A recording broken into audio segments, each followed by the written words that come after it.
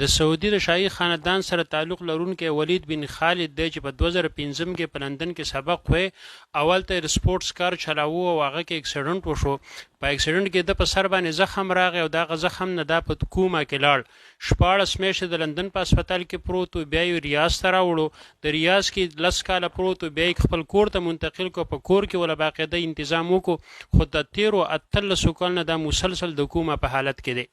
الله جل شانو په هر کار کې حکمت د مور په خېټه کې ماشوم نه همیشتي او چې پیدا شي نو مړی یا د پیدایش نه یو غنټه بعد مړ شي یا یو میاشت یا یو ورځ بعد مړ شي. په دې کې د خپل حکمتونه دی، هغه په خپل پويږي.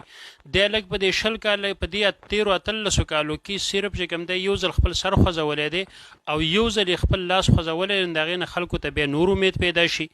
او خيارانو متلونه مشهور دي چې په پیسو باندې خلک بشتره خوشي غسته، خو ځان له خوب نشي غسته. کتابونه په پیسو شي غسته، خو علم نشي غسته. او دغه شان دوی ځان له شي غسته، خو صحت په ځان نه نشي غسته.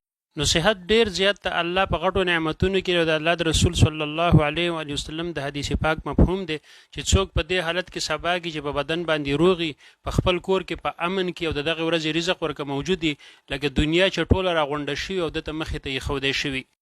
وز دې عجز ته بظاهر د هیڅ قسم کمی نشته. څه سہولتونه چې په هسپتال کې دي هغه هسپتال د په کور کې لګېدلې دي. د ټوله دنیا ماهر ډاکټران او پروفیسوران سرجنان هر قسم خپل کوشش کوي د ټوله دنیا ټیکنالوژي په استعمال کړه، خو الک نه مړ دی او نه ژوند دی، دوانو په منځ کې دی.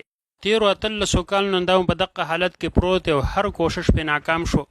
دا یو پلپینه عالم دی، به د پلاس باندې ډیرو خلکو په سعودي عرب کې ایمان راوړی دی. نوې کسان مسلمانېږي نو دی وخت کې د 2 کسان راوستي او د خواته کلمه ویله، ځکه د دې الک د دې ولید کم والد صاحب چې دی خالد، نو هغه ډیر انتهایی صبرناک کس دی او دغه صبر ته دنیا حیرانه ده. نو دغه نه ډیر خلک متاثر کیږي او نوې کسان چې کوم دی مسلمانېږي. نو دا 2 کسان دلته کې راغلي او د دې مریض د مخې کلمه ویله او بیا چې کوم دی د لپاره دعا هم وکړه. په دنیا کې چې څوک مریضان دي، کمالداران دي او که غریبان دي، الله پاک دې هر چاته شفا ورکړي او هیڅ څوک هم دې الله چاته په بیماری کې محتاج نه کړي او هر څوک دې الله پاک د بل د محتاجۍ نه وساتي. دا د مریض پلار دی ټول عمر چې کوم دی په دغه امید باندې 13 کال د تیر کې زما بچي به الله خکې، الله دې تر د بچي هم خکې او نورم چې زمونږ کوم مرګري دي زما आवाज څوک اوري، تاسو چې کوم دا ویډیو ګوري د چا په کور کې مریضان په خپل مریضان دي، الله دې شفای کامله ور نصیب کړي. اللهم امین.